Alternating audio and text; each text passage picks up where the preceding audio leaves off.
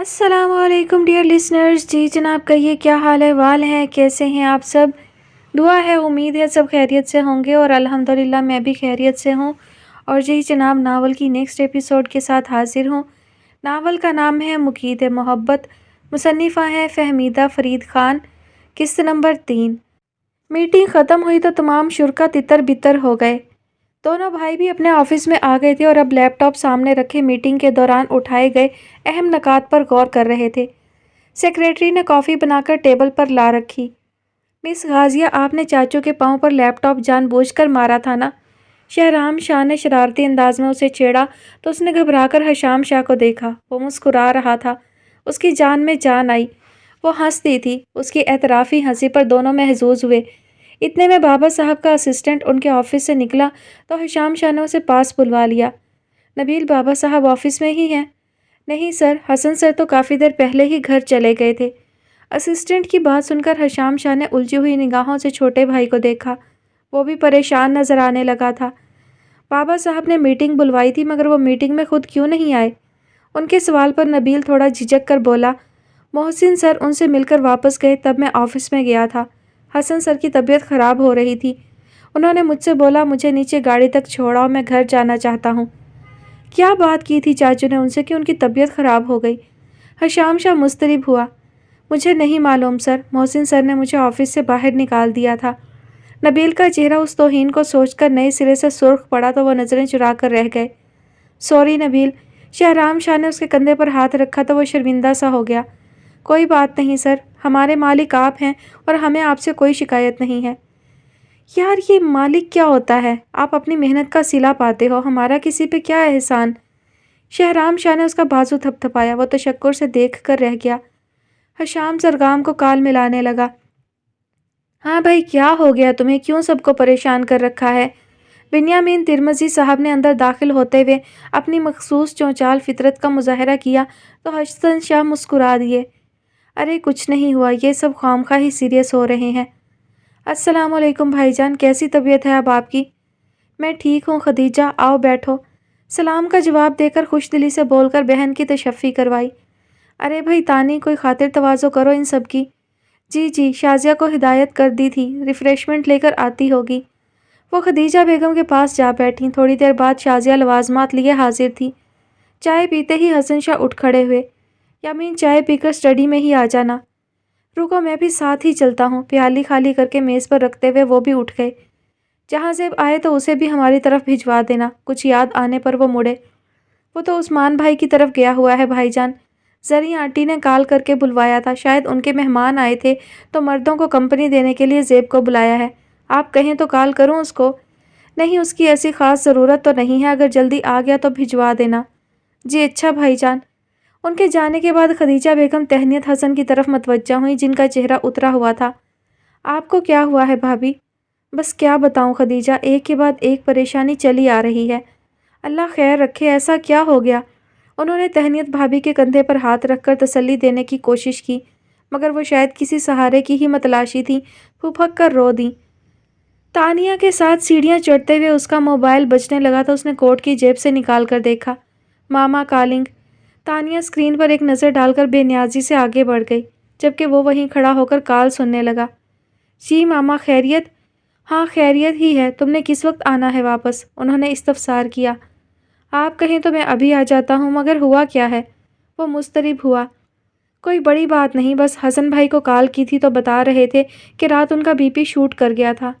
ان کی مزمحل آواز سن کر میں چاہ رہی تھی کہ انہیں دیکھ آؤں.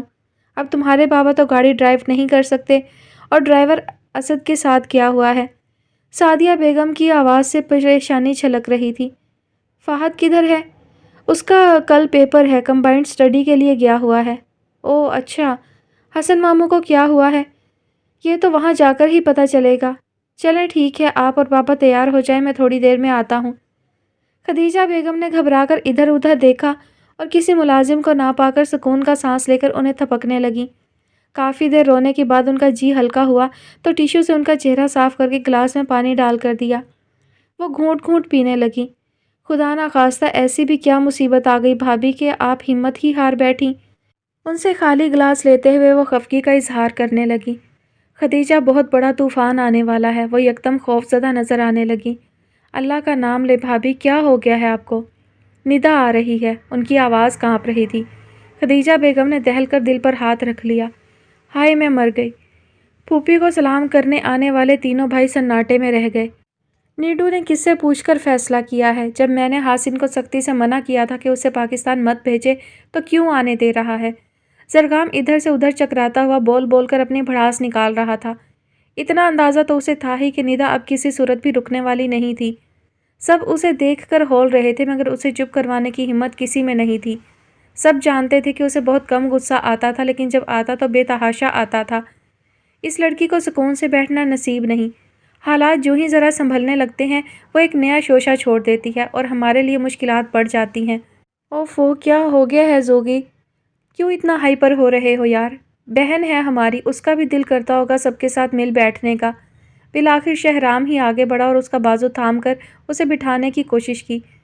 شہری بھائی آپ خود دیکھیں، اس کی خاطر ہم سب ہر 3-4 ماہ بعد خصوصی طور پر اس کے لیے وقت نکال کر باری باری اس سے ملنے جاتے ہیں۔ کتنی بھی مصروفیت ہو، کتنے ہی کام رکیں، ہم نے جانا ہی جانا ہے کہ بہن خود کو بے یار و مددگار محسوس نہ کرے اور اسے قدر ہی نہیں۔ وہ غصے سے بازو چھڑا کر پھر سے مارچ پاسٹ کرنے لگا۔ بات اس کی بھی ٹھیک تھی، اس لیے سب خاموش ہو رہے، مگر تہنیت حسن رہ نہ پائیں اور پست لہجے میں کہہ اٹھیں۔ وہ کہہ رہی تھی اسے صوفی بہت یاد آتی ہے۔ اس کا کہنا ہے کہ وہ جب بھی فون کرتی ہے تو صوفی اسے مختصر سی بات کر کے کال ڈراپ کر دیتی ہے۔ وہ اس بات پر تکلیف محسوس کرتی ہے کہ وہ اپنی بہن کا دکھ نہیں بانٹ سکتی۔ زرخام قدرے دھیما پڑ گیا۔ وہ تو ٹھیک ہے ممی، مگر کیا اسے معلوم نہیں یہاں کیسے کیسے شکاری گھات لگائے بیٹھے ہیں؟ وہ اتنی سی بات بھی نہیں سمجھتی تو پھر کیا کہا جا سکتا ہے؟ شہرام شاہ نے بوکھلا کر اسے روکنا چاہا مگر تیر کمان سے نکل چکا تھا۔ لاؤنج میں یکدم سناٹا چھا گیا تو وہ ٹہلتے ٹہلتے رک گیا۔ اس کی نظر سب سے ہوتی ہوئی حشام شاہ پر پڑی۔ اس کا چہرہ یکلخت اہانت کے احساس سے سرخ پڑ گیا تھا۔ اس کا رہا سہا غصہ بھی جھاگ بن کر بیٹھ گیا۔ اسے اپنی نادانستہ جذباتیت پر ملال ہوا جس کی وجہ سے اس کے بھائی کے زخموں سے کھرنڈ اتر گیا تھا۔ کیا تھا وہ چپ رہ جاتا؟ اس نے بے اختیار خود کو کوسا۔ آئی ایم سوری بھائی، میرا مقصد آپ کو تکلیف دینا نہیں تھا، میں تو بس بہنوں کی اب نارمل زندگیوں کی وجہ سے بے بس ہو جاتا ہوں۔ اس کے نادم ہونے پر حشام شاہ کا دل دکھ کی عمیق گہرائیوں میں جا گرا۔ وہ چھوٹے بھائی جن کو اس نے گودوں کھلایا تھا اس کے احساسات کو ٹھیس نہ پہنچانے کی خاطر کتنے محتاط ہو گئے تھے۔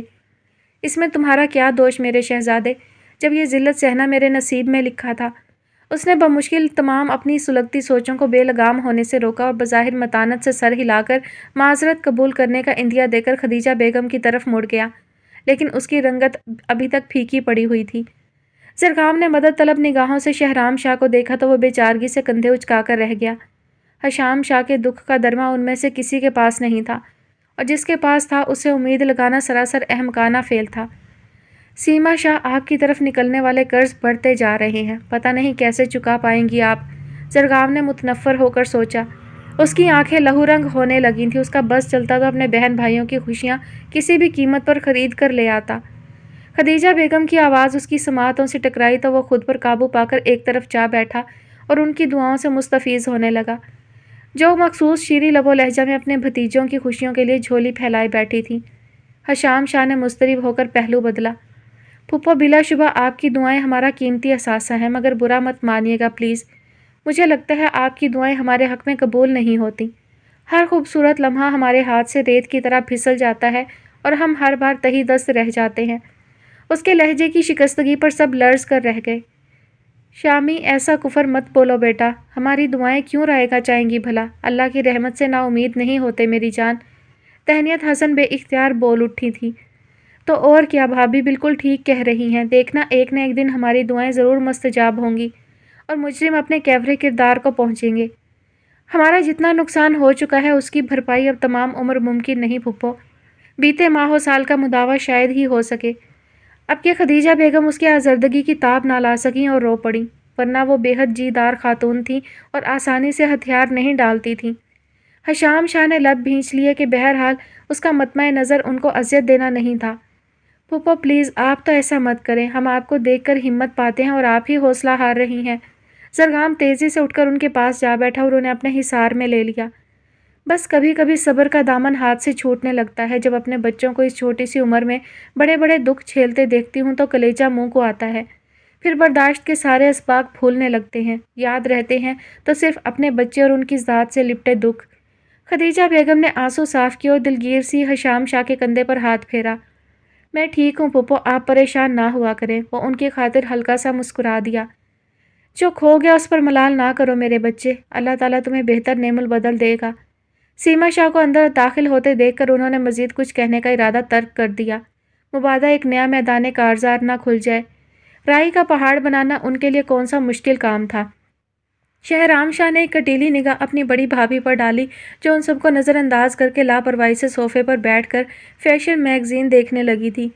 اس نے پھپھو تک کو سلام کرنا ضروری نہیں سمجھا، وہ بھی اسے نظر انداز کر کے اپنی گفتگو کرنے لگے۔ تھوڑی دیر بعد موضوع گھوم کر دوبارہ ندا کی آمد پر آن رکا۔ پھپھو، صرف آپ ہی نیڈو کو آنے سے منع کر سکتی ہیں، وہ آپ کی بات مانتی ہے۔ زرگام کا لہجہ ملتجی تھا۔ خدیجہ بیگم گہری سانس لے کر رہ گئی۔ میں بات کروں گی اس سے، مگر بیٹا آخر کب تک اس کو روکے رکھو گے؟ آخر ایک نہ ایک دن تو اس نے پاکستان آنا ہی ہے، تو ابھی آ لینے دو، یوں سمجھو یہی مناسب وقت ہے۔ ہاں اسے آنے دو زرگام، جو ہوگا دیکھا جائے گا۔ تہنیت حسن نے بھی ندا کی وکالت کی۔ زرگام کی طرح وہ بھی جانتی تھی اب وہ رکنے والی نہیں۔ جیسے آپ کی مرضی ممی، لیکن میں چاہ رہا تھا کہ جب تک ان دونوں کے مجرم بے نقاب نہیں ہوتے تب تک وہ نہ آتی تو بہتر تھا۔ اس نے ترچھی نگاہوں سے صوفے کی طرف دیکھا۔ وہ ساری عمر اپنا جرم قبول نہ کریں تو کیا ہم بہن بھائی کبھی نہیں مل بیٹھیں گے؟ پہلے ہی ہم نے خواہ اپنی بہنوں کو 8 سال سے سولی پر لٹکا رکھا ہے، جبکہ اصل مجرم بیرونی ممالک تک دندناتے پھرتے ہیں۔ شہرام نے تلخی سے کہا۔ تحمل سے کام میرے بچے، سچ ایک دن ضرور سامنے آ جائے گا، سب اللہ پر چھوڑ دو۔ اس کی عدالت اپنا فیصلہ سنا کر عمل درآمد بھی کروا لیتی ہے۔ ان کی تسلی نے سب کے رشتہ زخموں پر پھاہے رکھے تھے۔ کھلے دل سے بہن کے استقبال کی تیاری کرو، دیکھنا اس کے بچوں کے آنے سے گھر میں کتنی رونق لگ جائے گی۔ خدیجہ بیگم کا ہمیشہ کی طرح حلاوت بھرا لہجہ ان کے اذہان پر پھوار بن کر برسا اور سب خود کو ہلکا پھلکا محسوس کرنے لگے۔ اور جہاں تک بات ہے بچیوں کی، تو ان کی زندگی جلد حقیقی مسرت سے ہمکنار ہوگی انشاءاللہ تعالی۔ وقت سدا ایک سا نہیں رہتا، دھوکہ واپس اپنے ٹھکانے پر ہی لوٹتا ہے۔ سیما شاہ نے یکایک میگزین میز پر پٹک دیا اور بد لحاظی سے گویا ہوئی۔ میں سمجھ سکتی ہوں کہ یہ ڈھکے چھپے جملے کس کو مارے جا رہے ہیں۔ صاف صاف کہیں نہ کہ میں آپ کی مطلوبہ مجرم ہوں، بلکہ کہنے کی ضرورت ہی کیا ہے؟ آپ لوگوں کے رویے پکار پکار کر کہتے ہیں یہ بات۔ آپ سب اس بے پرکی پر اندھا یقین رکھتے ہیں، تو ایسا کیوں نہیں کرتے کہ مجھے قتل کر کے لاش راول ڈیم میں پھینک دیں، یا چلیں گلا گھونٹ کر پچھلی طرف کی خالی زمین میں گاڑ دیں۔ امید ہے کہ مجھ سے خلاصی پا کر آپ سب سکون میں آ جائیں گے۔ اے لڑکی، تم تو بالکل ہی تمیز و اخلاق سے عاری ہوتی جا رہی ہو۔ کسی آئے گئے کا لحاظ ہے تمہیں کہ نہیں؟ آپ کون سا 7 سمندر پار سے آئی ہیں پھپھو جان کہ میں آپ کا لحاظ کروں؟ ہر دوسرے روز تو یہیں پائی جاتی ہیں آپ۔ اس کی کھلی تکذیب پر سب حق دک رہ گئے۔ سیما، بکواس بند کرو اپنی۔ حشام شاہ غصے سے اس کی طرف بڑھا، مگر بھائیوں نے اس کو جکڑ کر قابو کر لیا۔ پھپھو سے معافی مانگو ابھی اسی وقت، ورنہ کیا کر لو گے تم؟ ہاں، میں نے ایسا کچھ نہیں کیا جس پر میں معافی مانگوں۔ آپ لوگوں کو تو خواہ میں چھوٹی چھوٹی باتوں پر ایموشنل ہونے کی عادت ہے۔ وہ قطعی بے خوف تھی۔ میں تمہارا منہ توڑ دوں گا سیما۔ حشام شاہ نے بھڑکتے ہوئے بھائیوں کے شکنجے سے خود کو چھڑوانے کی کوشش کی، مگر اس بار پھپھو نے مداخلت کی اور اسے پکڑ کر صوفے پر بٹھا دیا۔ شہامی، خبردار جو تم ہلے ادھر سے۔ کوئی ضرورت نہیں کسی کے منہ لگنے کی، کیوں جگ ہسائی کروانا چاہتے ہو تم؟ ابھی کوئی ملازم ادھر آ گیا تو کیا سوچے گا؟ انہوں نے پھپھو کے احترام میں مزاحمت ترک کر دی۔ تہنیت حسن بہو کی بد کلامی دیکھ کر انگشت بدندار رہ گئی تھی۔ ان کے سانو گمان میں بھی یہ بات نہیں تھی کہ سیما اس قدر بد لحاظ ہو سکتی ہے۔ پھپھو، ان صاحبہ کی آپ سے بدتمیزی ہمیں برداشت نہیں۔ شہرام چٹخا تھا۔ ارے چھوڑو بھی شہری، ہم 100 بار بھی جنم لے لیں تو اس جیسے بے دید نہیں بن سکتے۔ خدیجہ بیگم نے اسے سمجھانے کے لیے جنموں کی مثال دینے پر خود کو 100 بار ملامت کی، مگر اس کے سوا کوئی چارہ بھی نہیں تھا۔ ہاں میں بے دید ہوں، بد لحاظ ہوں، مگر دودھ کے دھلے آپ لوگ بھی نہیں ہیں۔ اس نے دانت پیس کر کہا۔ مجھے پتہ ہے کہ میرے اپنے شوہر کے کیسے خیالات ہیں میرے بارے میں۔ میں خوب جانتی ہوں کہ یہ کیا کیا باتیں کر کے سب کو میرے خلاف کیسے بھڑکاتا ہے۔ ایک ایک بات پتہ چل جاتی ہے مجھے۔ آنکھیں کان سب کھلے رکھتی ہوں میں۔ وہ یوں بول رہی تھی گویا سب کو کچا چبا جائے گی۔ کمال ہے، جانتی سب کچھ ہو لیکن الٹے کام کرنے سے باز نہیں آتی۔ حد ہی ختم کر دی تم نے تو سیما۔ خدیجہ بیگم نے اسے آڑے ہاتھوں لیا۔ میں نے کوئی الٹا کام نہیں کیا پھپھو جان، اپنے لیے راہیں ہموار کرنا سب کا حق ہوتا ہے۔ اس نے اپنے ریشمی بالوں میں ہاتھ پھیرتے ہوئے ادائے بے نیازی سے کہا۔ ہاں، بھلے سے دوسروں کو بھی زمین پر ہموار کر دو۔ हशाम शाह ने सुलग कर कहा तो तहनीत हसन बेइख्तियार उठकर उनके पास आ बैठी। उन्हें शिद्दत से एहसास हो रहा था कि वह ज़रगाम की कही गई बातों से कहीं ज़्यादा तकलीफ झेल रहा है। सीमा, तुमने सिर्फ हकूक़ लेने पर ही नज़र रखी, काश अपने फ़राइज़ भी पहचानती तो इतना नुकसान न होता। तहनीत हसन के यूं तैश में आने पर हशाम शाह ने उन्हें हैरत से देखा, क्योंकि इससे कबल वो सीमा शाह को हर मुमकिन फ़ेवर देती आई थीं। ऐसा कौन सा नुकसान हो गया मम्मी? आपकी एक बेटी की शादी टूटी तो उन डॉक्टर साहब ने इद्दत गुजरते ही अपने खालाजाद को मुतबादिल के तौर पर सामने ला खड़ा किया। वो भी ऐसा मिट्टी का माथो निकला कि आमनन सदकरन ब्याह कर दुबई उड़नछू हो गया और अब निदा ऐश में है। उसकी अंगुश्त नुमाई पर सबकी आंखें खुल गईं, किस कदर जहरीला अंदाज था उसका। और रही आपकी दूसरी बेटी तो वो सती सावित्री बनकर अभी तक सबकी हमदर्दियां समेटे जा रही है। उसने सोफिया को भी रगड़ा दिया गुफ्तगू में। खैर होगा कोई काठ का उल्लू भाइयों की नज़र में उन साहिबा के लिए भी, वरना इतने इत्मीनान से कौन जीने देता है हमारे ख़ानदान में लड़कियों को। सीमा शाह ने नफ़रत से हुंकारा भरा। सीमा, अपनी हद में रहो, ये सारी आग तुम्हारी ही लगाई हुई है। जिस दिन तुम्हारे दामन तक पहुंची तो कोई बचाने नहीं आएगा तुम्हें। खदीजा बेगम का बस नहीं चल रहा था कि कसकर थप्पड़ रसीद कर दें भतीजी को। कमाल है फूफी जान, मुझे मेरी हदूद बता रही हैं आप। अपनी सगी भतीजी की दफ़ा तो आप कुछ नहीं बोली, बल्कि उसे तो खुशी खुशी हासिन के संग विदा कर दिया था। क्या दोहरा म्यार है, वाह वाह। उसने ताली बजाकर दाद दी थी गोया। तुम भी मेरी सगी भतीजी ही हो। उनकी वजाहत को अनसुना किए वो अपनी कहे गई। वैसे कमाल का बंदा निकला हासिन भी, जिसने निदा के गले में लटका तलाक का तोक देखा, न एक बेटी की माँ होने पर एतराज़ किया, शादी करके चलता बना। वो ठट्ठा लगाकर हंसी तो ज़रगाम के सब्र का पैमाना लबरेज हो गया। आज आप बता ही दें सीमा शाह कि आपको असल एतराज़ आखिर है किस बात पर? अपनी अनथक मेहनत के बाद टूटे रिश्ते दोबारा जुड़ने पर, निदा की शादी हासिन से होने पर, या दावर की दूसरी शादी भी किसी और से होने पर? ज़रगाम का ठंडा ठार लहजा उसकी रीढ़ की हड्डी में सनसनी दौड़ा गया। ताहम बज़ाहिर वो तन कर खड़ी थी। सब दावर का इस अंदाज से जिक्र होने पर चौंक गए। ये कहानी का कौन सा रुख था जो उन सब की निगाह से ओझल था? लो, मुझे क्यों दुख होना था भला? दावर से मेरा क्या लेना देना? बल्कि मुझे तो खुशी है कि निदा की शादी से एक आशिक बामुराद हुआ बिलाखिर। मगर अफसोस सिर्फ इस बात का है कि बेचारी का साबका शौहर अभी तक आहें भरता फिरता है। सीमा शाह ने मतनाज़ा मौजू से पहलू तही करके अपनी मन मर्जी सिचुएशन पर ही तवज्जो मबजूल रखी तो हशाम शाह भड़क उठा। Shut up, just shut up. Nida का किसी से कोई अफेयर नहीं था। अरे अरे, आप नाराज़ क्यों हो रहे हैं सरताज? निदा का नहीं था मगर हासिन का तो हुआ होगा ना, तभी तो दौड़ा चला आया। क्या ये सच नहीं है कि इद्दत के एक हफ्ते बाद ही आपके खाला खालू ने बरसों बाद इस घर में निदा की खातिर कदम रंजा फरमाया था? सीमा शाह ने बेखौफी से उन सबको चैलेंज किया तो हशाम शाह की आंखों में खून उतर आया। बेशरम औरत, सब कुछ आंखों से देखकर भी बहतान लगाती हो। उनके ज़ोरदार धक्के से सीमा शाह सोफे पर गिरी थी। भाइयों ने बमुश्किल हशाम शाह को काबू किया था, जो पल भर में बिफरा हुआ सांड बन गया था। आपकी बेहतरी इसी में है कि पस्ती की उस इंतहा तक मत जाएं जहां ये दलदल आपको सालम निगल ले। भाई को पीछे हटाते हुए शहराम ने सर्द लहजे में भाभी को वार्निंग दी। बस बहुत हो गया, बहुत सुन ली मैंने तुम सबकी बातें। अब जो मैं करूँगी वो सब याद करेंगे तमाम उम्र। वो दहाड़ते हुए उठ खड़ी हुई। उसकी आवाज़ गुस्से से फट रही थी। ए बीबी, कौन सी बातें सुना दी हमने तुम्हें? तमाम उम्र की खूब कही, पहले भी तुम्हारी करनी ही भुगत रहे हैं। काश तुम्हारा घिनौना किरदार खुलने से पहले हमें खबर हो जाती तो हम अपने बच्चों को तुम्हारे शर से बचाने की कोशिश ही कर लेते। 3-3 घरों को आग लगा दी तुमने। खदीजा बेगम की बात पर तहनीत हसन ने बेहद चौंक कर अपनी नंद को देखा। क्या आज का दिन ही मौमो भरा था? वो निदा की तलाक के वक्त हसन शाह के साथ फ्रांस में थी। उनको फ़्लाइट मिलने तक खदीजा बेगम और सैयद बिन्यामीन तिरमिज़ी साहब ने ही सारे मामलात संभाले थे। वापस आकर उनको बेटी और नवासी की फ़िक्र ने निढाल किए रखा था, और बाद में कुछ तो वक्त ने उस वाक़या पर गर्द डाल दी और कुछ उन भाइयों की शऊरी कोशिश थी कि घर में ये किस्सा दोबारा ना छिड़े। लेकिन अब तहनीत हसन मखमसे में थी कि सोफ़िया और दावर के दरमियान क्या हुआ था। सोफ़िया वालदैन के घर का रास्ता क्यों भूल गई थी? वो अपने बच्चों के साथ अलग थलग क्यों रहती थी? सोच सोच कर उनका दिमाग शल होने लगा। उनके कानों में ज़रगाम की मबहम बातें गूंजने लगीं तो वह टुकर टुकर उन सब की शक्लें यूं देखने लगीं जैसे पहली बार देख रही हों। सीमा शाह अजीब पुरस्रार तरीके से मुस्कुराकर बोली, चले अब जबकि सब कुछ खुलकर सामने आ ही गया है तो मैं बताती चलूँ कि इस बार मेरा शिकार निदा नहीं है। उसने बेफिक्री से हाथ झाड़े और सबकी परेशान सूरतें देखकर मज़ा लेते हुए मज़ीद गोया हुई। इस बार मेरा शिकार कोई और है, मगर वो कौन है ये आखिरी वक्त तक कोई नहीं जान सकेगा। हिज़ानिया अंदाज में कहकहा लगाते हुए वह सबके हवासों पर बिजली गिराकर लाउंज से बाहर जा चुकी थी। तहनीत हसन इतने इंकशाफात का बोझ ना सहार सकी और दिल पर हाथ रखकर एक तरफ लुढ़क गईं। तीनों भाई उनको संभालने को लपके थे, जबकि खदीजा बेगम यकटुक उस दरवाजे को घूरे जा रही थी जहां से सीमा शाह बाहर गई थी। नाइमा ने दोपहर के खाने की तैयारी के दौरान किचन की खिड़की से बाहर झांका तो सूरज सवा नेज़े पर था। देखा तुमने तहमीना, इन पोस्तियों को, अभी तक इनकी सुबह नहीं हुई। उन्होंने आटा गूंथती छोटी भावत से शिकायत लगाई।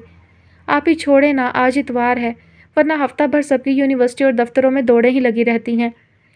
किसी और को क्या कहूँ, मेरी अपनी साहबजादी भाई से मिलने आई थी, मगर यहाँ आकर उसकी नींद ही पूरी नहीं हो रही। तो असल गुस्सा आपको इस बात पर है। तहमीना ने उन्हें छेड़ा तो वो कदरे झींप गई। कुछ कहने को मुंह खोला, मगर आयमा को आते देखकर चुप हो गई, जिसने आते ही फर्शी सलाम झाड़ा था। हो गई खैर से सुबह तुम्हारी? नाइमा ने सलाम का जवाब देते ही फिटकारा तो उसने उनके गले में बाहें डालकर चूम लिया। अरे मेरी प्यारी अम्मी जान, आपको क्या पता, हॉस्टल में बंदा 2 मिनट सुकून नहीं कर सकता, और घर आकर इतने मज़े की नींद आती है कि क्या बताऊं। उसके आंखें मीच कर कहने पर तहमीना हंस दी। बड़ी मामी किधर हैं? रात को भी दिखाई नहीं दी। अब भी अगर उनको सलाम ना किया तो उनको अपनी तरबियत की फ़िक्र पड़ जाएगी। उसने शरारत से इधर उधर नज़रें दौड़ाकर पूछा। तौबा, किस कदर फजूल बोलती है ये लड़की। नाइमा ने माथे पर हाथ मारा। ओफ़ो अम्मी, इसमें फ़जूल क्या है? बड़ी मामी ने ही तो मुझे पाला है। आप तो कॉलेज को प्यारी हो जाती थी। उसने मुंह फुलाया।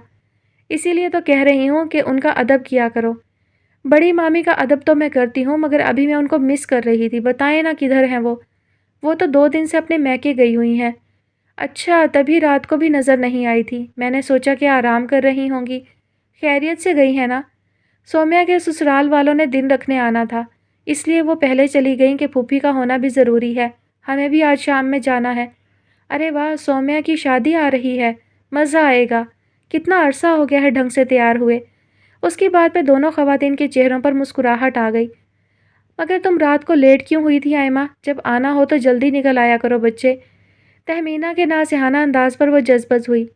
क्या बताऊँ मामी, मेरा दिल था कि अचानक घर पहुँचकर सरप्राइज़ दूँगी, मगर आधे रास्ते में ही गाड़ी ख़राब हो गई तो मैं खुद सरप्राइज्ड हो गई और पैदल चल चल कर बुरा हशर हो गया। तौबा, ऊपर से सिग्नल आकर ही ना दें। काल मिला मिलाकर उंगलियां ही घिस गईं। वो तो शुक्र है थोड़ा आगे आकर सिग्नल खुले तो भाई ने कॉल रिसीव की, और अगला शुक्रिया कि वो घर पर ही थे। यूं काफ़ी बचत हो गई, वरना 2 घंटे मज़ीद चलना पड़ता। वो झज्जरी लेकर रह गई। अच्छा, मैंने असीरम को जल्दी में निकलते देखा था तो आप ही से यही पूछने आई थी कि क्या हुआ। ऐसे नावक्त वो क्यों बाहर निकल गया बच्चा? तब मुझे तुम्हारी आमद का पता चला था। तभी मैं कहूँ कि मेरे आते ही ताज़ा बताज़ा खाना एकदम से कैसे हासिल हो गया। आयमा की शौकी पर नायमा ने उसे नाराज़ी से चपत लगाई। आइंदा ये सरप्राइज़ का चक्कर दिया तो बहुत बुरी पेश आऊँगी मैं। वो तो शुक्र है असीरम घर पर ही था, फ़ोन मिल गया और उसने बात भी मान ली, वरना यहाँ से सिग्नल भी अक्सर गायब होते हैं और असीरम का मूड भी तुम्हें पता है, चलती रहती पूरे रास्ते भर। उफ़ अम्मी तौबा करें, आधा घंटा चलकर ही मेरी बस हो गई थी। सत्यानाश हो गया सारे सरप्राइज़ का। उसने रोनी सूरत बनाई तो नाइमा पसीज गई। अच्छा खैर छोड़ो, नाश्ता करोगी कि खाना खाओगी इस वक्त? खाना खाऊंगी, लेकिन पहले चाय पीनी है मैंने। उसने खाली देगची की तलाश में नज़रें घुमाई।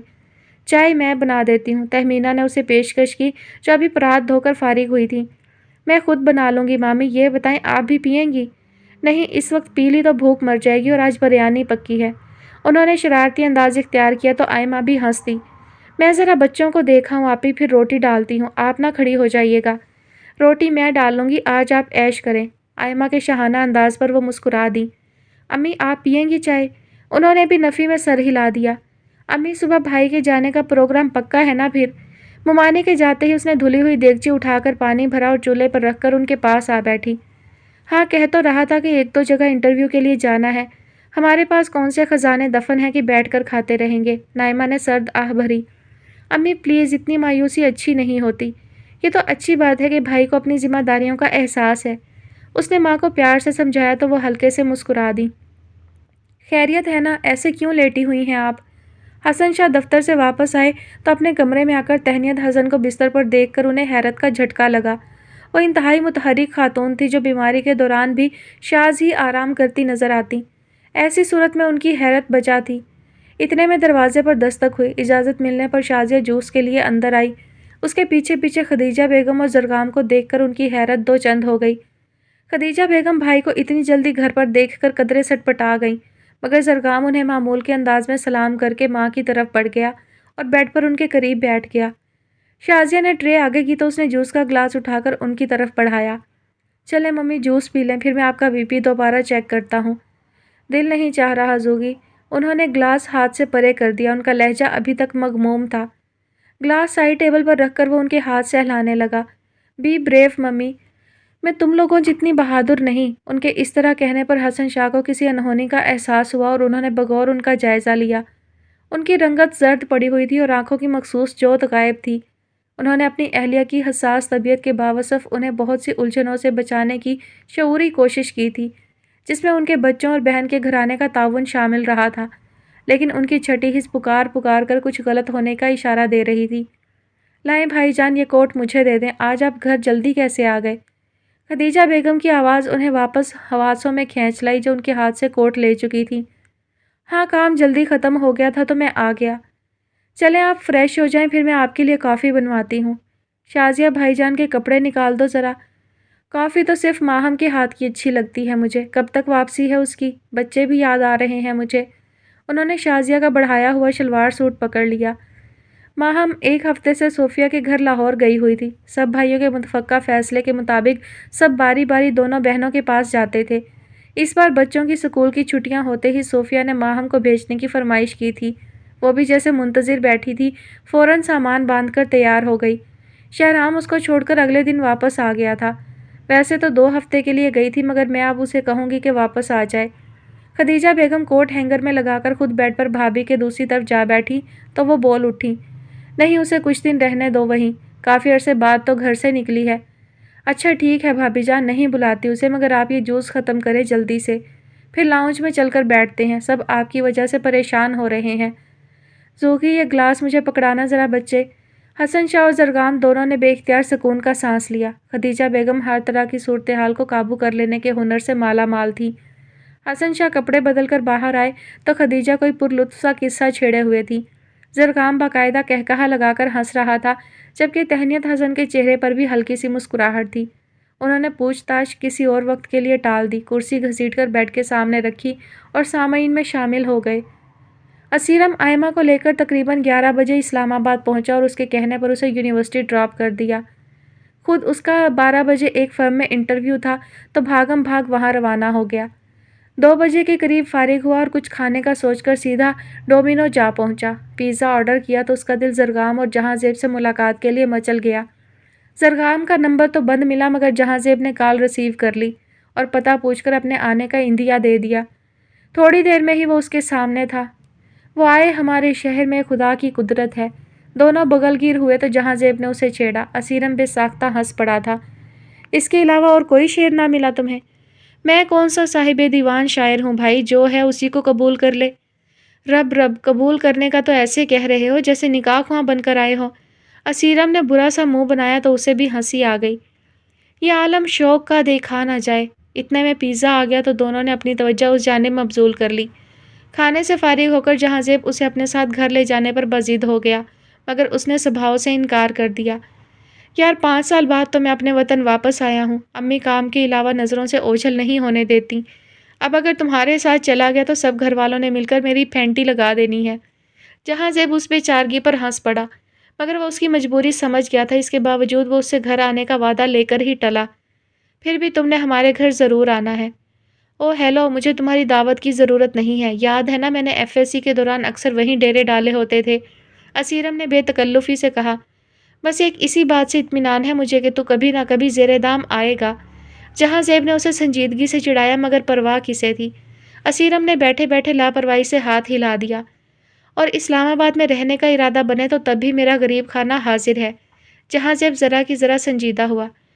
غریب خانہ تو مت کہہ بھائی۔ اسیرم تڑپ اٹھا کیونکہ جہاں زیب کا گھر بہترین ڈیزائن کا بنا ہوا تھا، اس پر ترا اس کا انٹیریئر انتہائی زبردست تھا۔ زرگام لوگوں کے عالی شان محل کے سامنے تو ڈربا ہی لگتا ہے۔ اس نے مصنوعی آہ بھری تو اسیرم اسے گھورنے لگا۔ کتنے افسوس کی بات ہے کہ تم اپنے آپ کو مرغا سمجھنے لگے ہو، جو ڈربا یاد آ رہا ہے۔ پہلے تو تم ایسی باتوں کو خاطر میں لانے والے نہیں تھے۔ پورے 5 سال بعد ملے ہیں ہم، لوگ تو پل بھر میں بدل جاتے ہیں۔ جہاں زیب نے فلسفہ بگھارا تو اس کا منہ کھل گیا۔ ابے یار، طبیعت تو ٹھیک ہے نا تمہاری؟ کچھ پی تو نہیں بیٹھے؟ میں پیتا نہیں ہوں، پلائی گئی ہے۔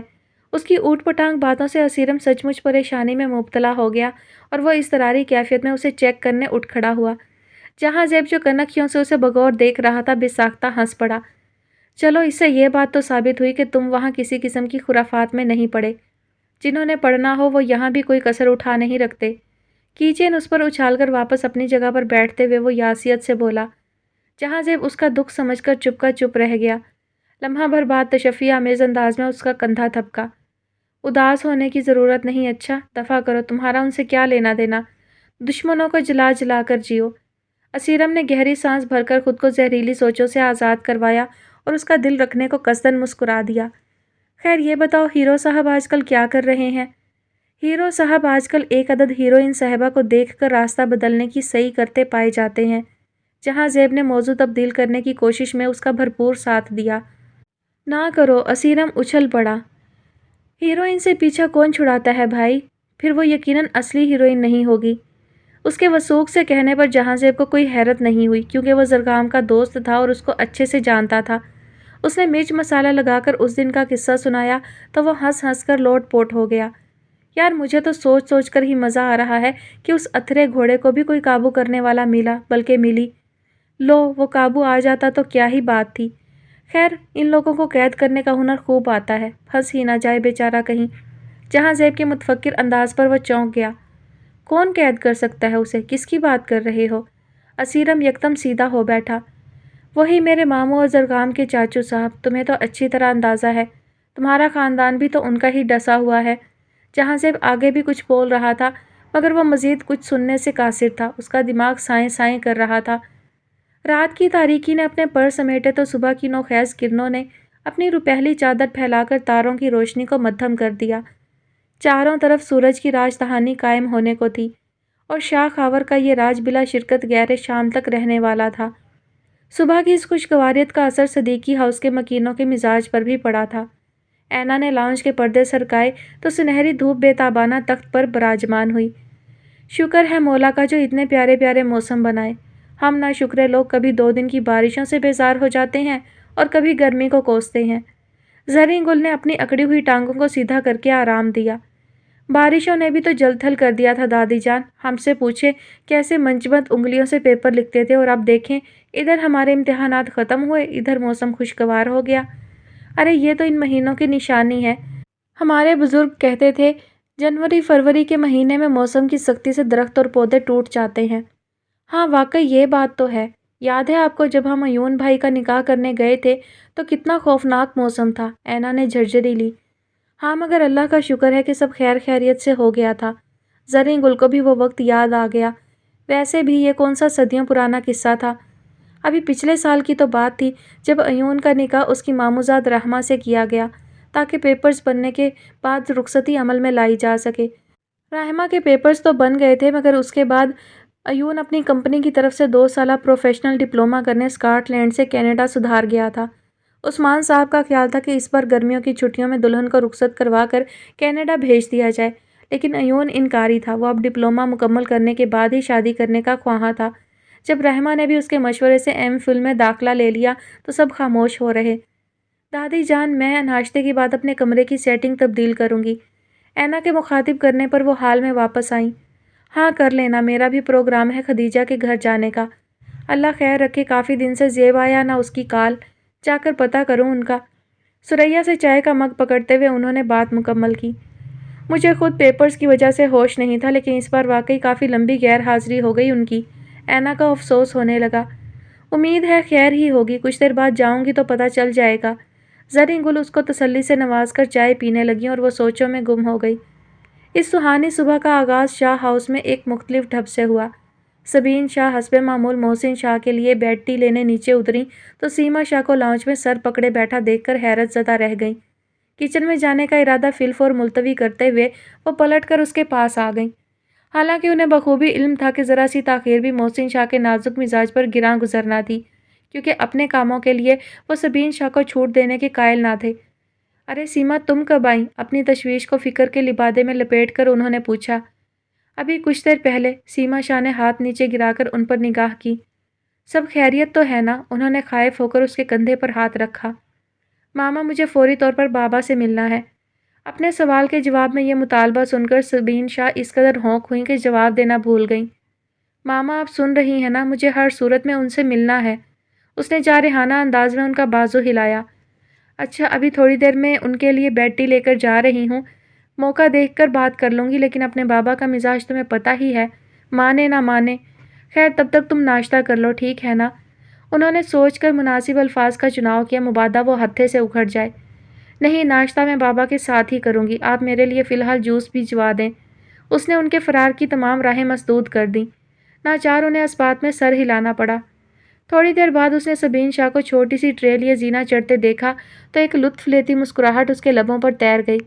اسی اثنا میں ملازمہ اس کے سامنے جوس کا گلاس لا کر رکھ گئی۔ گھونٹ گھونٹ اپنے حلق میں اتارتے ہوئے وہ اپنا آئندہ لائحہ عمل ترتیب دینے لگی۔ میں اڈی اڈی جاواں ہوا دے نال، اینا گنگناتے ہوئے صفائی کرنے کے ارادے سے اپنے کمرے میں داخل ہوئی اور چیزوں کو اٹھا پٹک کرتے ہوئے گانے کو ایڑ لگا دی۔ وہ چٹکتے مٹکتے سامان ایک طرف ڈھیر کرنے لگی، اس کے ساتھ چیزیں بیچاری بھی در بدر ہوتی ناچ گا رہی تھیں۔ غضب خدا کا، یہ کمرے کا کیا حشر نکال دیا ہے آپ نے اینا باجی؟ سریا نے دروازہ کھولتے ہی چیخ ماری۔ کون سا حشر سریا بانو؟ اسی طرح ہل ہل کر کتابیں ریک میں رکھتے ہوئے وہ ذرا کی ذرا رکی۔ میرا نام سریا بانو نہیں ہے، اور یہ جو چاروں طرف آپ نے کھلارا لگایا ہے اسے میں ہرگز صاف نہیں کروں گی۔ سریا نے صاف صاف کہنے کی ٹھان لی تھی۔ تو محترم خاتون آپ یہاں آرام فرمانے کے لیے ملازمت کر رہی ہیں کیا؟ اینا نے اس کی طرف گھوم کر استفسار کیا۔ مجھے تو بی بی جی نے کہا کہ آپ کو تھوڑا سا کام ہے، مگر یہاں تو پورا کمرہ ہی پھیلا ہوا ہے۔ مجھے یونیورسٹی سے کل 4 عدد چھٹیاں ملی ہیں سریا بیگم، مجھے انہی چھٹیوں میں کمرے کی سیٹنگ تبدیل کرنا ہے اور باقی کام بھی نپٹانے ہیں۔ ایک ہی ترتیب دیکھ دیکھ کر میں اوب چکی ہوں۔ اس نے اپنے تئیں معقول وجہ بتائی، لیکن سریا اپنے نام کے ساتھ دم چھلا لگانے پر اچھی خاصی تپ گئی تھی۔ میں کسی کی بیگم نہیں ہوں اینا باجی، اور میں نے صبح کمرے کی ایک ایک چیز لشکائی تھی۔ آپ اسی وقت مجھے بتاتی تو میں اپنی کمر نہ ہلاتی۔ اور یہ کہاں لکھا ہے کہ دوبارہ کمرہ نہیں لشک سکتا آسا سریا بطول؟ میں بی بی جی کو بلا کر لاتی ہوں، وہی آپ کو سمجھا سکتی ہیں۔ سریا روحانسی ہو کر باہر نکل گئی۔ اینا بے نیازی سے شانے اچکا کر اپنے سابقہ مشغلے میں مصروف ہو گئی۔ سریا واقعی زریں گل کو بلا کر لے آئی تھی، وہ بھی کمرے کی حالت زار دیکھ کر جہاں کی تہاں رہ گئی۔ یہ کیا ہو رہا ہے اینا؟ زریں گل نے کڑک کر پوچھا، لیکن جواب پرسکون لہجے میں آیا۔ صفائی ہو رہی ہے پیاری دادی جان، بلکہ تقریباً ہو چکی ہے، مگر تم نے تو صرف سیٹنگ تبدیل کرنا تھی، یہاں تو ہر طرف چیزیں بکھری پڑی ہیں۔ زریں گل نے ناگواری سے اسے ٹوکا۔ تو سیٹنگ تبدیل کرنے کے لیے سب کچھ ہلانا ہی تھا نا؟ اب سریا خاتون پلنگ گھسٹوا دیں تو ان کی مہربانی ہوگی۔ وہ کھڑکی کے پاس کھڑی نئی سیٹنگ کا سوچتے ہوئے بولی تو سریا نے زریں گل کو دیکھ کر دہائی دی۔ بی بی جی میری کمر۔ اچھا اچھا شور مت مچایا کرو ہر بات پر، اینا کے ساتھ مل کر چھوٹا موٹا سامان سمیٹ تو بس۔ مگر دادی جان اس پلنگ کی جگہ مجھے ہر صورت میں تبدیل کرنی ہے، اینا نے پاؤں پٹکے۔ ہاں تو شہاب کو بلواتی ہوں، وہ آ کر گھسیٹ دے گا۔ نہیں نہیں شہاب کو مت بلوائیں، اینا نے فوراً منع کیا اور سریا نے زور و شور سے سر ہلا کر تائید کی۔ زریں گل ٹھٹک گئیں، ابھی تو دونوں ایک دوسرے کی جان کی دشمن ہو رہی تھیں، اور اب یہ ایکا کیا مطلب؟ اس کو کیوں نہ بلواؤں؟ اس لیے کہ اس کو میں نے اتنی مشکل سے امن صاف کرنے پر لگایا تھا، وہ رسی توڑا کر بھاگنے کی کرے گا، جبکہ تھوڑی دیر بعد مجھے ڈونٹس بیک کرنے ہیں۔ لو اب یہ نیا سیاپا، ذرا سی چھٹیاں کیا ہوئیں، سارے الٹے سیدھے کام شروع۔ زریں گل کی بات شہاب کے آنے سے ادھوری رہ گئی۔ اینا باجی آ کر دیکھ لیں، امن صاف شیشہ کر دیا ہے میں نے۔ مار ایک چیز کے پیچھے سب پاگل ہو جاتے ہیں۔ زریں گل سر پکڑ کر رہ گئیں۔ اے شہاب ذرا یہ پلنگ کھینچ دے ادھر آ کر۔ انہوں نے کھسکنے کو تیار شہاب پر نیا بم پھوڑا تو وہ برے برے منہ بناتا آگے بڑھا۔ اچھا بی بی جی۔ ایک طرف سے اس نے پکڑا تو دوسری طرف سے لڑکیوں نے اور مطلوبہ جگہ پر رکھ دیا۔ یہ کام کرتے ہی وہ نکل بھاگا تھا۔ اور اینا میں کہے دے رہی ہوں، یہ تام جھام ٹھکانے لگا کر یہاں سے نکلنا، ڈونٹ بننا اتنا ضروری نہیں ہے۔ زریں گل نے اس کو خبردار کر کے جانے کے لیے پر تولے تو اینا سے زیادہ سریا انہیں بے چارگی سے دیکھ کر رہ گئی، جس نے ڈونٹ بنانے کی فرمائش کی تھی۔ امن کی گھنٹی بجنے پہ اس نے لپک کر دستانہ پہنا اور ٹرے باہر نکال لی۔ سریا بھی مارے اشتیاق کے کھسک کر قریب آ گئی۔ دیکھیں دادی جان کتنے مزے کی خوشبو آ رہی ہے۔ اینا نے ٹرے ان کے سامنے کی۔ ہاں اچھے بن گئے ہیں، پر اتنے ڈھیر کاہے کو بنا لیے؟ ایک تم کھانے والی اور ایک یہ سریا، مجھے تو میٹھا منع ہے، زریں گل نے کلس کر کہا۔ اصل غصہ تو انہیں ایسی چیزیں بنانے پر تھا جو وہ کھا نہیں سکتی تھیں۔ ارے دادی جان، شہاب کو بھول گئیں آپ، جس نے آج اتنا زیادہ کام کیا ہے؟ اس نے ایک طرف کھڑے ملازم کی طرف اشارہ کیا تو وہ پھولے نہ سمایا۔ دوسرے آپ خدیجہ آنٹی کی طرف جا رہی تھی نا، تو زیب بھائی کے لیے بھی لے جائیے گا۔ باجی مجھے دینا، میں پکڑا آؤں گا بھائی جان کو۔ شہاب نے خوشی خوشی اپنی خدمات پیش کی۔ باجی کچھ مجھے گھر کے لیے بھی دینا، چھوٹے بہن بھائی خوش ہو جائیں گے۔ سریا نے بھی فرمائش نوٹ کروائی۔ ہاں ہاں لے جانا۔ زری گل نے ٹھنڈی سانس لی اور واپسی کے لیے مڑ گئی۔ قاضیہ اجلت میں دروازہ کھول کر اندر داخل ہوئی اور ادھر ادھر دیکھے بغیر سیدھی آفس سے ملحقہ واش روم میں گھس گئی۔ حشام شاہ نے لیپ ٹاپ سے سر اٹھا کر یہ کارروائی ملاحظہ کی اور اس کی بے تکلفی پر اش اش کرتا دوبارہ اپنے کام میں مشغول ہو گیا۔ اتنے میں دروازہ دھڑ سے کھلا اور اندر آنے والے شخص کو دیکھتے ہی اسے سیکریٹری کی بھاگ دوڑ کی وجہ بخوبی سمجھ میں آ گئی۔ اس کے اندر کڑواہٹ بھرنے لگی۔ کیا زمانہ آ گیا تھا کہ ان کے آفس کی خواتین عزت بچانے کی تگ و دو کرنے لگی تھیں۔ حشام شاہ نے دل ہی دل میں حسن شاہ سے دو ٹوک بات کرنے کی ٹھان لی۔ السلام علیکم۔ مجبوراً سلامتی بھیج کر انہیں دیکھا جو کونے قدروں کا عمیق جائزہ لے رہے تھے۔ اس کا سلام شاید انہوں نے سنا ہی نہیں۔ حیرت ہے یہاں بھی نہیں ہے، وہ بڑبڑائے، پھر اپنا رخ روشن اس کی طرف موڑا۔ آج تمہاری سیکریٹری نہیں آئی؟ ابھی وہ کوئی معقول سا جواب سوچ ہی رہا تھا کہ انہوں نے اگلا حملہ کر دیا۔ میں نے آتے ہوئے نظر ڈالی تھی، اس کی چیزیں تو اس کے کیبن میں ہی رکھی ہوئی ہیں، سسٹم بھی آن پڑا تھا، مگر وہ خود کہاں ہے؟ میں نے مکھی بنا کر دیوار سے چپکا دیا ہے۔ حشام شاہ نے کوفت زدہ ہو کر بمشکل خود کو یہ کہنے سے روکا۔ مجھے نہیں معلوم، ہو سکتا ہے وہ کسی کام سے دوسرے ڈپارٹمنٹ تک گئی ہوں۔ بالآخر حشام شاہ نے ایک مناسب سا جواز تراش لیا۔ وہ ہنکارا بھر کر کرسی پہ آن بیٹھے۔ حشام شاہ نے اپنے کام کی طرف توجہ مبذول کر لی، مگر اس کی سوچیں واش روم میں بند سیکریٹری کی جانب ہی محو پرواز تھیں کہ اسے وہاں سے کیسے نکالا جائے۔ شہرام شاہ آفس میں داخل ہوا تو محسن شاہ کو بیٹھے دیکھ کر چونکا، مگر بظاہر عام سے انداز میں فائلز میز پر رکھتے ہوئے سلام کیا تو انہوں نے مسکرا کر جواب دیا۔ وہ حیرت کے سمندر میں غوطہ زن ہو گیا۔ محسن شاہ نے کب اسے اتنی توجہ سے نوازا تھا بھلا؟ کب سے آیا بیٹھا ہوں، سیکریٹری کو بلا کر کافی تو پلوا دو۔ انہوں نے ٹانگ پر ٹانگ رکھ کر حکم جاری کیا تو حشام شاہ پریشان ہونے لگا۔ کافی تو آپ کو میں پلوا دیتا ہوں، مگر مس غازیہ تو چھٹی لے کر گھر چلی گئی۔ انٹر کام کا ریسیور اٹھاتے ہوئے شہرام شاہ نے اطمینان سے انہیں بے اطمینان کیا۔ حشام شاہ بھی حیرت سے بھائی کو تکنے لگا۔ کب گئی ہے وہ اور کس کی اجازت سے؟ وہ سیدھے ہو بیٹھے۔ میری سیکریٹری ہیں تو مجھ سے ہی اجازت لیں گی نا۔ ریسیور واپس رکھ دیا گیا۔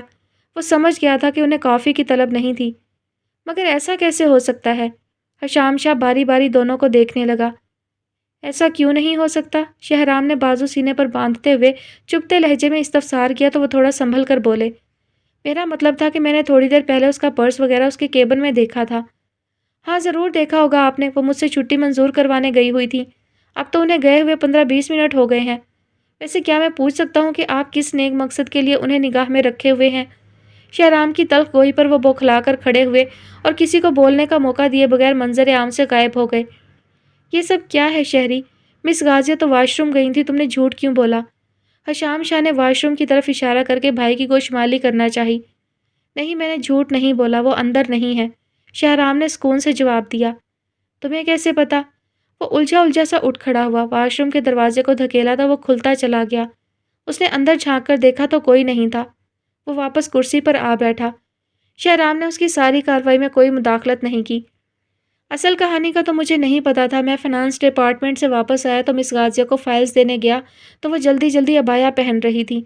مجھے دیکھتے ہی انہوں نے چھٹی مانگ لی کہ سر میرا جانا بہت ضروری ہے۔ میں نے سوچا پتہ نہیں کیا ایمرجنسی آن پڑی ہو، اس لیے چھٹی دے دی۔ یہ تو آفس میں داخل ہو کر پتہ چلا کہ اصل مسئلہ کیا تھا۔ شہرام نے افسوس سے سر ہلایا۔ اور میں ان کو وہاں سے نکالنے کے طریقے سوچتا رہا۔ مجھے ایک بار بھی یہ خیال نہیں آیا کہ مس غازیہ دوسرے دروازے سے نکل گئی ہوں گی۔ ابھی دیکھا تو چٹکنی اتری ہوئی تھی۔ حشام شاہ نے اپنی نااہلی کا اعتراف کیا تو اتنی پریشان کن صورتحال میں بھی شہرام کا کہکہا نکل گیا۔ کمال کی خاتون ہے مس غازیہ بھی۔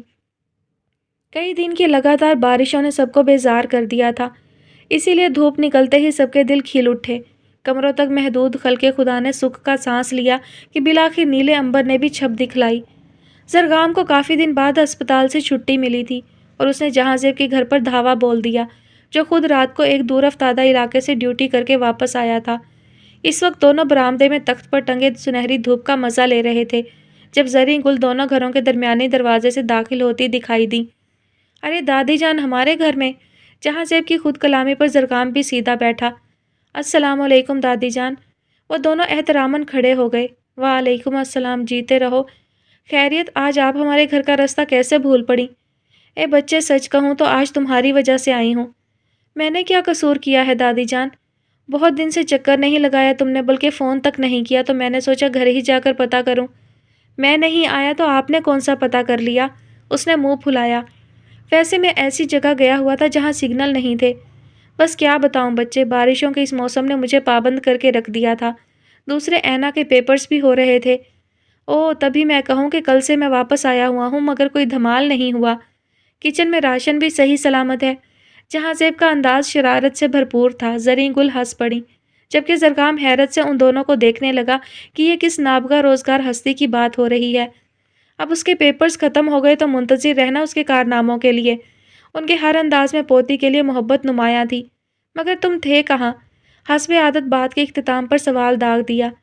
میں دفتر کے کام سے شہر سے باہر تھا، کل واپس آیا ہوں۔ اچھا، پھر بھی بتا کر جایا کرو بچے۔ بس دادی جان، اچانک کال آ گئی تھی اور جس جگہ گیا تھا وہاں سگنل کا مسئلہ تھا۔ میں تو جاتے ہوئے اماں جی سے بھی نہیں مل سکا تھا، وہ حسن ماموں کی طرف گئی ہوئی تھی۔ اس نے تفصیل سے بتایا تو زریں گل نے مطمئن ہو کر سر ہلا دیا۔ ویسے زرگام سے تعارف ہے نا آپ کا؟ حسن ماموں کے فرزند ارجمند، جہاں زیب نے شوخی سے کہا۔ ہاں، غائبانہ تعارف تو تھا، آج اس بچے کو دیکھ بھی لیا۔ انہوں نے زرگام کا شانہ تھپکا۔ اور شکر ہے اس نے بھی آپ کو دیکھ لیا۔ جہاں زیب بڑبڑایا تو زرگام کی کوہنی اس کی پسلیاں سیک گئیں۔ اس کی آہ پر دادی جان متوجہ ہوئیں تو ان کی توجہ ہٹانے کے لیے فقرہ زبان سے پھسل پڑا۔ اینا کو بھی لے آتی نا دادی جان؟ ارے بچہ، بولا تھا میں نے اسے چلو خدیجہ کی طرف، مگر اس نے صفا چٹ انکار پکڑا دیا کہ میں نے پڑھنا ہے ابھی، اور زیب بھائی کے ہوتے پڑھنے کا تصور ہی محال ہے۔ دادی جان کی وضاحت پر اس کی جان ہی جل گئی۔ پتہ نہیں آج کل کی لڑکیوں کو کمروں میں گھس گھس کر بیٹھنے کا کیا مزہ ملتا ہے۔ خیر میری بچی ایسی نہیں ہے، وہ تو سیڑھیوں پر بیٹھ کر پڑھنے کا کہہ رہی تھی کہ میں سامنے سے نظر رکھ لوں گی، آج کافی دن بعد دھوپ نکلی ہے نا۔ دادی جان نے اپنی پوتی کا بھرپور دفاع کیا۔ اچھا لیکن دیکھ لیں، ابھی تک وہ سیڑھیوں پر کوئی نہیں آئی۔ آپ کی پوتی آپ کو دھوکہ دے گئی ہے دادی جان۔ جہاں زیب کی پوری کوشش تھی تیلی لگانے کی۔ اے لڑکے، کیا انٹ شنٹ بولے جاتے ہو؟ جب میں آئی تو وہ اپنے لیے کافی بنا رہی تھی، مجھے بھی کہہ رہی تھی دادی جان ایک بار پی کر تو دیکھیں۔ میں نے تو صاف کہہ دیا بی بی تمہیں ہی مبارک ہو یہ نیرا کلیجہ سڑانے والے کام۔ دادی جان نے پہلے اسے جھاڑا اور پھر پوتی کی شان میں غائبانہ الفاظ کہہ کر بے نیازی سے اندر کی طرف پڑ گئیں۔ ماں اندر ہی ہوگی نا تمہاری؟ جہاں زیب مڑا تو زرگام کا کھلا منہ دیکھ کر مسکرا دیا۔ تمہیں کیا ہوا؟ دھپ لگاتے ہوئے اسے ہوش دلایا۔ یہ آنٹی جی ایسے ہی بولتی ہیں؟ وہ ابھی تک حیرت کے سمندر میں غوطہ زن تھا۔ ہاں یار، تو کیا ہوا؟ جہاں زیب نے مسکراہٹ دباتے ہوئے پوچھا، حالانکہ وجہ اسے پتہ چل گئی تھی۔ کچھ نہیں، اس نے ماتھے پر گرے بال سمیٹنے کے ساتھ بات بھی سمیٹ دی۔ ویسے کافی پینے کے بارے میں کیا خیال ہے؟ کون سی کافی؟ جہاں زیب مشکوک ہوا۔ جو تمہاری ہمسائی صاحبہ بنا رہی ہیں۔ اینا تمہیں کچا چبا جائے گی۔ اچھا نام ہے اینا۔ زرگام کی تعریف پر جہاں زیب نے اسے یوں دیکھا گویا اس کا دماغ چل گیا ہو۔ اے مسٹر، ابھی ان محترمہ کو جانتے نہیں ہو اس لیے ایسی باتیں کر رہے ہو۔ چھوڑو بھی، ایسی کوئی پھنے خان بھی نہ ہوں گی خاتون۔ اس نے جان بوجھ کر اسے چھیڑا۔ خاتون کہنے پر جب پنجے جھاڑ کر پیچھے پڑے گی تو مجھ سے شکایت نہ کرنا پھر۔ اچھا اچھا، دیکھی جائے گی۔ اس نے ناک سے مکھی اڑائی۔